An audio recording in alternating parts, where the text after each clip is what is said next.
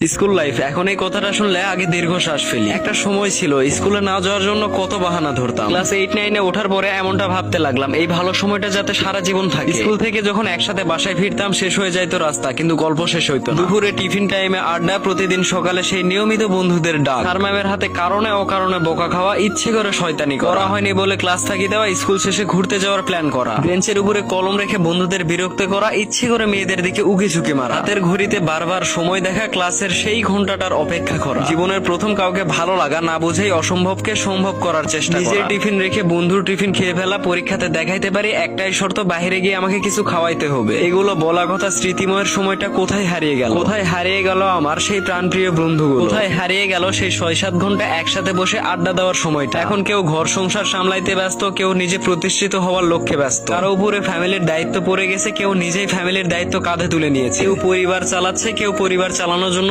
Struggle করতেছে। সময়ের পরিবর্তনে সবাই দূর দূরান্ত স্থানে অবস্থান করতেছে, কিন্তু এমন একটা সময় ছিল যেদিন 1-2 দিনের বেশি আমরা দেখা না করে থাকতাম না। দিনের মধ্যে আমাদের 7-8 ঘন্টা একসাথে কাটানো হইতো। এখন এমন একটা পরিস্থিতি হয়ে দাঁড়িয়েছে, দিনে 7-8 মিনিটের জন্য কারোর সাথে কারো দেখা হয় না। সত্যি সময়ের নির্মম পরিহাসে আরো কত কি জীবন থেকে হারিয়ে ফেলবো। দেখতে দেখতে স্কুল জীবন শেষ হয়ে গেল।